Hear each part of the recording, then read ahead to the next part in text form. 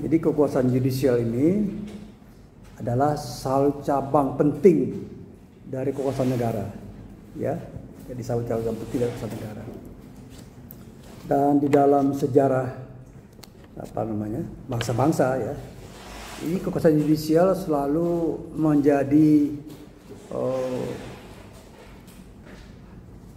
menjadi daya tarik, ya, untuk dikuasai oleh cabang kekuasaan lainnya. Lebih khusus lagi, kekuasaan yudisial ini selalu dicoba ditarik kepada kekuasaan eksekutif, ya, mau ditaruh. Kenapa? Karena penting. Posisi hakim ini penting. Ya, posisi hakim penting karena dia memutuskan sesuatu. Apalagi kalau ada sengketa antar warga negara dengan penguasa, ya, selalu. Bahkan di titik sentral, ya, di puncak dari penyelewengan kekuasaan yudisial ini terjadi ketika Raja Louis ke-14 dari Prancis itu menggenggam tuh kekuasaannya. Dia jadi raja, dia penguasa, dia membuat aturan, dia menjadi hakim. Nah, kalau sudah begini, maka putusan pengadilan itu terserah bagaimana maunya penguasa, karena di satu tangan. Ya, ini yang puncak dari kediktatoran dalam sistem politik. Nah, jadi karena rakyat marah, maka rakyat di Prancis melakukan revolusi. Ya, rajanya dipenggal dengan guillotine, ya, di lapangan Bastille, ya, pada tanggal 14 Juli 1789. Ya. Jadi ini adalah sejarah di dunia. Dan rupanya selalu diuji nih, ya. Diuji persoalan namanya independensi peradilan. Jadi secara etik hakim itu harus mandiri karena dia memutus sesuatu. Ya. Bahkan di dalam sejarah Islam, ya, pernah ada satu peristiwa yang sangat monumental sekali ketika ada peradilan pemeriksaan perkara soal kasus pencurian baju besi Khalifah Ali. Wah, ini fenomenal perkara ini. Jadi Khalifah Ali ini menuduh seorang Yahudi mencuri baju besi dia, ya kan? Tetapi suatu peristiwa pidana itu harus didukung oleh alat bukti. Paling nggak ada saksi, ya kan? Kemudian ada bukti tertulis. Nah, jadi ketika Ali meminta baju besi kepada orang Yahudi ini, dia menolak dan dia bilang ini adalah baju besi milik saya. Ya kan? Khalifah Ali tidak punya pilihan lain kecuali membawa perkara ini ke pengadilan. Ya, membawa perkara pengadilan, dan ketika ada pemeriksaan, ya, dalam suatu prinsip hukum, prinsip pemeriksaan pengadilan, siapa yang menuduh, siapa yang mendalilkan, dia harus membuktikan, ya, dan yang menuduh harus punya kepentingan. Nah, ternyata Khalifah Ali tidak bisa membuktikan baju besi milik dia. Pada saat itu kekuasaan Khalifah Ali sangat besar, ya, karena dia seorang khalifah, seorang pemimpin, ya, seorang pemimpin. Ya, Anda bayangkan kalau seorang pemimpin kemudian dia punya perkara dan dirugikan, seharusnya dia, ya, biasanya dia mempengaruhi hakim. Nggak bilang, tapi hakim tidak seperti itu hakimnya. Ya, akhirnya hakim, karena Khalifah Ali tidak bisa membuktikan baju besi milik dia, maka Khalifah Ali kalah dalam perkara ini. Hakim memberikan baju besi itu kepada orang Yahudi ini. Ya. Nah, setelah diberikan, kemudian terjadi suatu perubahan situasi psikologis. Ya, orang Yahudi ini sangat respect dengan Khalifah Ali jadinya. Ya kan, karena dia seorang pengacara dan kemudian sangat respect juga kepada hakim. Jadi Khalifah Ali tidak menggunakan kekuasaannya untuk mengambil putusan. Dan hakim ini bersikap tegas. Ya. Itu satu contoh. Ya, tapi akhirnya Yahudi ini karena merasa menemukan kebenaran, dia menjadi memeluk agama Islam. Ya, ini satu fase cerita singkat. Banyak lagi cerita-cerita bagaimana suatu peradilan itu harus tegak hakim itu. Ya, satu contoh lagi ya, ada satu perkara rebutan bayi. Ya, rebutan bayi. Ada 2 orang ibu berebut bayi. Ya, si A yang menguasai bayi itu mengatakan bayi itu punya saya. Si B yang sebetulnya ibu dari bayi itu bertaruh. Ya, ketika hakim mengatakan tidak ada solusi, maka sebagai jalan keluar, hakim memutuskan membagi 2 bayi itu. Ya, membagi 2 bayi itu. Dan keduanya ditanya. Tanya pada si A, setuju? Setuju katanya. Ya toh? Tanya pada si B bilang nggak setuju. Biarkan kasih kepada si A ini, bayi ini. Nah, jadi hakim itu punya keyakinan, ya, bahwa sebetulnya yang jadi bayi ini adalah si B, ibu bayi itu, karena dia tidak tega membunuh. Dan ibu ini, ya, ibu A ini adalah bukan bayi itu, karena dia mau membunuh anak itu. Jadi singkat cerita hakim menyerahkan. Nah, ini adalah satu cerita-cerita yang buat saya menunjukkan satu peristiwa di mana hakim itu harus berpihak pada bukti di pengadilan, ya, pada keyakinan dia tentang kebenaran, dan juga imparsialitas dia. Hakim itu harus imparsial, tidak boleh berpihak. Oke. Nah, di dalam kosakata modern, ya, hakim itu harus independen. Namanya independency of judiciary. Dan untuk independen hakim ini tidak boleh ada campur tangan dari cabang kekuasaan lain. Tidak boleh misalnya DPR sebagai kekuasaan legislatif ikut campur di dalam kegiatan praktek peradilan. Demikian juga ini. Demikian juga kekuasaan eksekutif nggak boleh ikut campur, tidak boleh perintah. Ya. Nah, tapi independensi peradilan ini selalu diuji, ya, diuji di dalam sejarah peradilan, ya kan.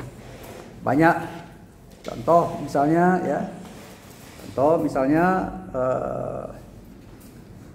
hakim yang ditembak mati, ya, di negara-negara Amerika Latin karena memberikan putusan yang adil. Kan banyak kayak gitu cerita gitu.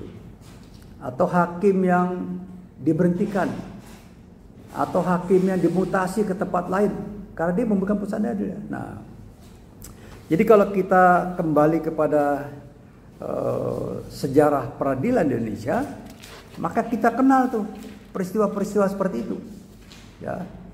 Oke, tapi sebelum itu saya ingin masuk ke dalam beberapa prinsip-prinsip yang harus menjadi pegangan para hakim di dunia, sebagaimana ditulis di dalam The Bangalore Principles. Ya, The Bangalore Principle. Bangalore adalah salah satu negara bagian di India. Maka, ya. Apa prinsipnya? Yaitu pertama independency, kemudian impartiality. Ini ada di halaman 317 ya. Integrity, propriety, equality, dan competence and diligence. Ya. Jadi prinsip pertama independensi. Independensi hakim merupakan jaminan bagi tegaknya hukum dan keadilan dan prasyarat bagi terwujudnya cita-cita negara hukum. Ya. Bagaimana kita melihat independensi, ya, hakim? Independensi itu melekat di dalam proses pemeriksaan dan pengambilan keputusan atas setiap perkara, dan terkait dengan independensi pengadilan sebagai institusi yang berwibawa, bermartabat dan terpercaya. Ya, nah, independensi hakim dan pengadilan terwujud dalam kemandirian dan kemerdekaan hakim, baik sendiri-sendiri, pribadi maupun institusi. Ya, jadi tidak boleh hanya hakim independen. Lembaganya tidak bisa gampang diintervensi, itu tidak boleh, ya, dari luar itu. Ya. Kemudian ketidakberpihakan, ya, impartiality principle. Jadi ketidakberpihakan merupakan prinsip melekat dalam hakikat fungsi hakim sebagai pihak yang diharapkan memberikan pembenaran terhadap setiap perkara yang diajukan kepadanya. Nah, ketidakberpihakan ini mencakup sikap netral. Nah, jadi dia tidak berpihak, menjaga jarak yang sama dengan sebuah pihak yang perkara. dan tidak mengutamakan salah satu pihak pun disertai penghayatan yang mendalam mengenai keseimbangan antara kepentingan terkait dengan perkara. Ini penting nih. Jadi kalau misalnya dalam satu proses peradilan, misalnya dalam sengketa perdata, ya, dalam sengketa perdata ya, tidak boleh hakim ini hanya berpihak kepada penggugat. Kamu nggak boleh berpihak. Duduk. Jadi tidak boleh berpihak pada penggugat atau tergugat, nggak boleh. Ya, harus netral. Ya, keberpihakan apa? Misalnya bukti penggugat, hanya bukti penggugat diperhatikan. Ya, kemudian atau sebaliknya beliau tergugat, nggak bisa. Dia harus netral. Kemudian integriti. Ya, integritas hakim itu merupakan sikap batin yang mencerminkan keutuhan dan keseimbangan kepribadian setiap hakim sebagai pribadi dan sebagai pejabat negara dalam menjalankan tugas jabatannya. Artinya integritas. Ya, tidak terima suap, ya kan? Itu penting itu. Memang dalam perkembangan dunia peradilan kita ini ada 1-2 hakim. Ya, ada 1-2 hakim yang terlibat suap. Tapi dalam perkara suap terhadap hakim ini, hakim itu tidak berdiri sendiri. Ada perantaranya, ada maklarnya, ada pengacara menjadi pengantar duit suap. Ya, nah, cuman kan sorotannya kepada hakim. Ya, sorotannya kepada hakim. Kenapa? Karena hakim itu dianggap sebagai wakil Tuhan. Oleh karena itu dalam setiap putusan ada judul perkara atau ira-ira namanya, demi keadilan berdasarkan ketuhanan yang Maha Esa. Itu prinsip itu. Ya, jadi dia kemudian kepatasan dan kesopanan. Ya, hakim itu harus tercermin dalam perilaku setiap hakim, baik pribadi maupun pejabat negara. Dalam berpakaian misalnya kan. Memang kalau hakim yang bertugas selalu dipakai toga. Tapi di luar dari itu dia harus berpakaian sopan. Ya kan? Dan itu di mana-mana sama. Ya, sama. Bertutur kata juga harus sopan, ya kan? Tapi hakim harus tegas. Kalau ada pihak yang dianggap menyimpang, tidak sopan dalam persidangan, bisa dikeluarkan.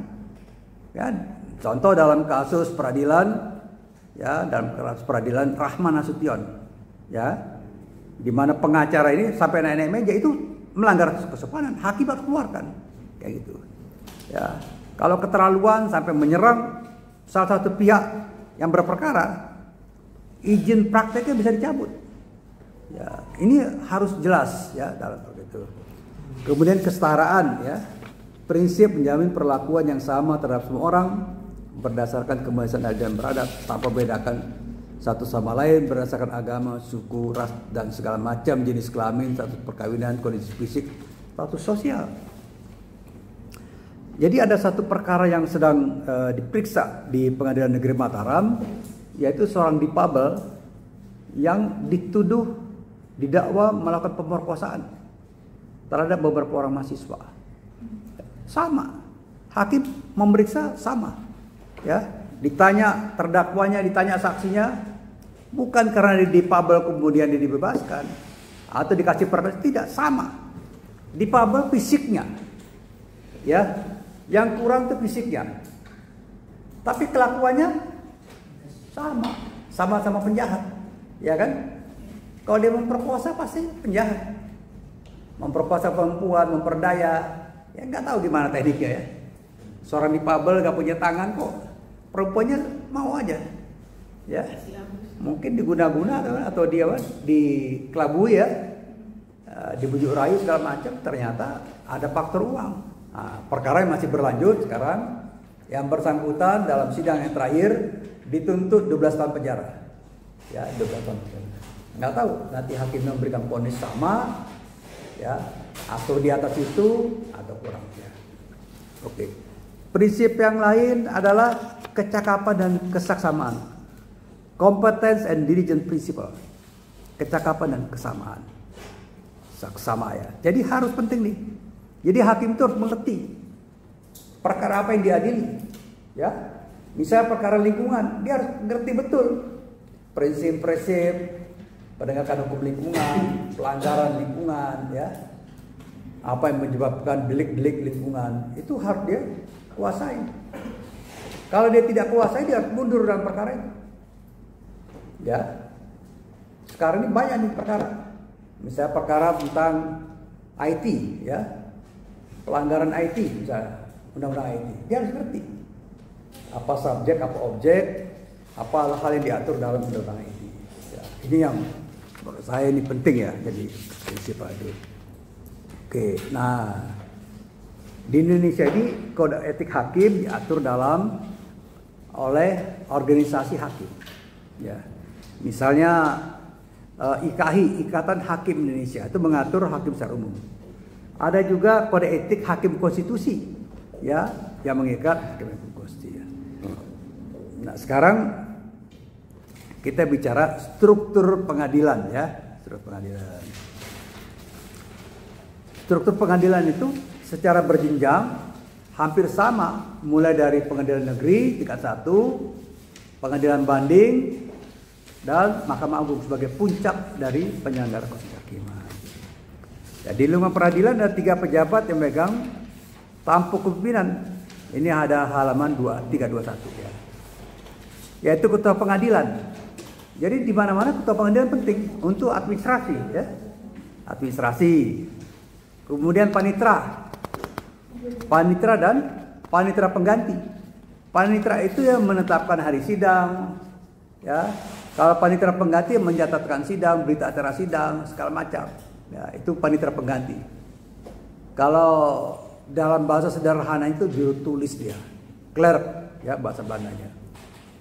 Kemudian sekretaris pengadilan kadang-kadang dirangkap oleh panitera.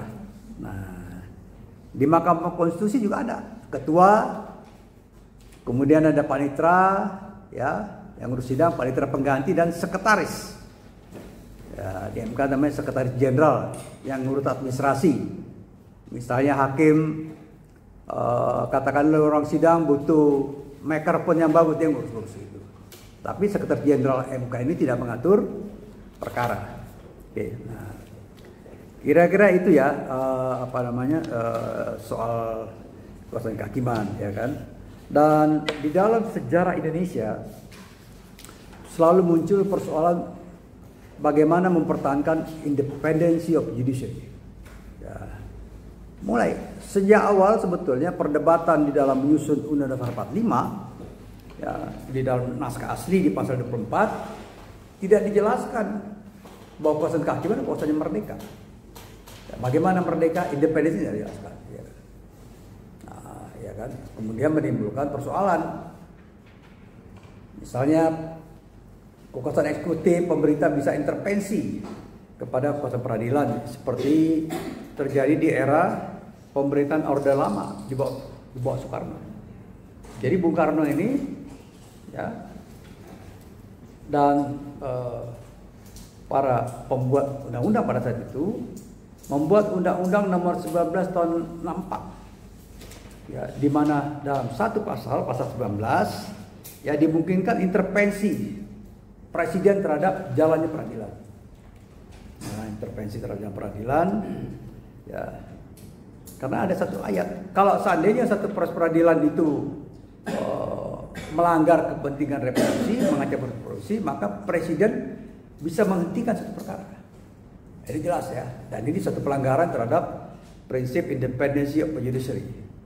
Ya, itu ya. Kemudian ada satu perkara sampai perkara-perkara yang ringan. Ya, Bung Karno bisa intervensi. Pernah ada satu perkara, jadi kadet angkatan laut, kadet itu apa namanya itu? Prajurit angkatan laut. Ya kan? Yang balok 1 di sini, ya kan? Warna biru balok 1, itu prajuritnya, prajurit 1. Dia ini pergilah berkunjung, ya. Kalau seorang gadis, ya, ceweknya datang ke satu kampung, kemudian anak-anak kampung di sana itu marah, iri, ya, iri karena pemuda di sana tidak bisa mendekati si gadis ini, ya kan? Tapi kadet ini bisa datang, ya kan? Kemudian selesai kunjungan ke rumah perempuan itu, ke gadis itu, keluar dipukul, ya kan? Dipukul, ya, kemudian perkara sampai ke pengadilan, ya. Tapi kemudian perkara dihentikan karena menimbulkan kegaduhan ini. Jadi kalau gaduh itu sejak lama ada, ya sejak lama ada. Jadi perkara dihentikan hakim karena dianggap ini membahayakan stabilitas negara karena sudah mulai nih, ya menyudutkan tentara, menyudutkan TNI hanya karena perkara dihentikan. Itu satu contoh ya, contoh yang kalau kalian harus ingat itu cerita kayak gitu. Ada lagi suatu peristiwa di mana presiden menghentikan ya, perkara korupsi oleh salah satu pejabat negara, ya, karena dia orang dekat presiden dan peristiwa peradilannya menimbulkan spekulasi bahwa ini orang-orang presiden ini tidak beres segala macam, akhirnya dihentikan perkara. Jadi presiden menghentikan. Nah, intervensi terhadap peradilan ini tetap berlanjut di era pemerintahan Orde Baru. Jadi para hakim senior, para advokat waktu itu antara lain Profesor Adnan Budi Nasution, hakim senior misalnya Bustami Arifin, kemudian Profesor Asikin Kussumaatmadja berjuang untuk jangan sampai kekuasaan eksekutif campur tangan lagi dalam peradilan. Ya, tapi perjuangan mereka tidak berhasil. Ya, tidak berhasil karena pemerintahan Orde Baru membuat undang-undang sebagai koreksi ya terhadap Undang-Undang Nomor 19 Tahun 4 ini, dibikin Undang-Undang Nomor 14 Tahun 70. Nah, di mana salah satu pasal yaitu pasal 11 ya, pasal 11 memberikan celah untuk pemerintah intervensi. Nah, caranya lebih sophisticated, lebih canggih dibandingkan dengan Bung Karno. Jadi oleh pemerintahan Orde Baru waktu itu dibikinlah pasal 11 ya, di mana kekuasaan kehakiman itu dibelah menjadi dua. Ya, yang urusan administrasi, pangkat, promosi, penempatan hakim itu yang ngatur adalah Kementerian Kehakiman. Ya, dulu namanya Departemen Kehakiman. Ya, yang dipimpin oleh Profesor Umar Senoaji. Ya, kemudian urusan praktek peradilan Mahkamah Agung. Ya, dalam perkembangannya dualisme kekuasaan ini bisa menekan hakim sehingga hakim tidak mandiri, takut. Jadi hakim itu pada saat itu lebih takut kepada Dirjen Peradilan Umum dibandingkan dengan Ketua Mahkamah Agung. Karena yang urusan pindah memindahkan ini adalah Dirjen Peradilan Umum. Ya, Dirjen Peradilan Umum. Jadi takut ya promosi juga. Nah, itu yang terjadi ketika Pengadilan Tata Usaha Negara Jakarta memenangkan gugatan majalah Tempo. Ya tahun let's say itu gugatan itu tahun 94 kalau salah ya, tahun 95, di mana majalah Tempo karena dituduh memberitakan hal sensitif, dugaan korupsi pengadaan kapal-kapal perang ex Jerman Timur, ya, dan kemudian menimbulkan isu sensitif. Dianggap berita itu mencemarkan pemerintahan, membuat resah masyarakat. Makanya oleh Menteri Penerangan pada saat itu Harmoko, ya, melalui Dirjen Pembinaan Pers dan Grafika, ya, Subrata, mencabut surat izin usaha penerbitan majalah Tempo. Ya, karena dianggap buat resah kayak gitu. Nah, kemudian diajukan perkara ke PT UN, walhasil menang. Ya, hakimnya namanya Benyamin Mangkudilaga, alumni Universitas Indonesia, orang Banten, orang Lebak. Ya. Jadi dikabulkan. Kenapa dikabulkan? Karena di dalam Undang-Undang Pers, Undang-Undang Nomor 11 Tahun 66 tidak boleh ada pemberitaan pers. Ya, dianggap putusan Harmoko ini, ya, keputusan Dirjen PPG ini bertentangan dengan Undang-Undang Pokok Pers, Undang Nomor 11 Tahun 66. Ya, karena di dalam kalau mengajukan gugatan ke PT UN, ya, satu keputusan tata usaha negara harus memenuhi syarat. Pertama, dia tidak bertentangan dengan undang-undang, ya. Kemudian menganut prinsip-prinsip ajas-ajas umum pemerintahan yang baik, ya. Nah, ternyata tidak mensyarat nih, ya, tidak pernah ditegur, tiba-tiba dicabut. Nah, peristiwa itu tahun 94, ya. Kemudian juga. Nah, jadi setelah mengabulkan gugatan ini, Hakim Benyamin Mangkundulaga dipromosikan ke Pengadilan Tinggi Tata Usaha Negara di Medan. Nah, kedengarannya bagus, dipromosikan, sebetulnya dibuang, ya kan, karena nggak ada kerjaan sana. Ya, dianggap tidak. Waktu itu saya masih jadi wartawan, saya lihat betul peristiwanya. Kemudian banding, pemerintah banding masih diperkuat nih putusan pemberedelan itu, larangan pemberedelan oleh Pengadilan Tinggi Tata Usaha Negara Jakarta. Ya, jadi 2 kali menang nih majalah Tempo pemberatnya. Pertama di PT Jakarta, kemudian di Pengadilan Tinggi Tata Usaha Negara Jakarta. Nah, tetapi ketika masuk ke proses peradilan di Mahkamah Agung tingkat kasasi, ya, ada intervensi dari pemerintah. Presiden Soeharto pada saat itu, ya kan, melakukan intervensi terhadap peradilan. Dan kemudian terjadi penggantian Ketua Mahkamah Agung. Nah, digantikan oleh Sugiono Prabowo. Ya. Ketua Mahkamah Agung baru ini tidak sependapat dengan 2 hakim yang di bawah. Ya, mengatakan, ya kan, bahwa hakim pada tingkat pengadilan pertama PT UN Jakarta, kemudian diperkuat oleh Pengadilan Tinggi Tata Usaha Negara, itu melakukan satu kesalahan fatal. Dia menguji, ya, satu keputusan di bawah terhadap undang-undang. Dianggap langkah ini adalah satu proses judicial review, pengujian undang-undang. Ya, karena itu dibatalkan tingkat kasasi. Ya kan, selesai urusannya. Secara teknis, ya, sudah benar hakim itu. Karena satu putusan tata usaha negara tidak boleh bertentangan dengan undang-undang. Tapi karena yang bicara adalah urusan politik, maka majalah Tempo tetap dinyatakan diberedar cabut izinnya. Nah, itu satu contoh, ya. Yang lain adalah satu kasus Kedung Umbo, ya, ganti rugi tanah Kedung Umbo di Jawa Tengah. Ya, gugatan para petani, para pemilik lahan di Kedung Umbo itu yang tergusur karena ada proyek waduk Kedung Umbo, ya, kemudian dimenangkan di tingkat 1, tingkat 2, sampai di, kalau nggak salah ya, sampai akhirnya puncaknya di Mahkamah Agung Kasasi.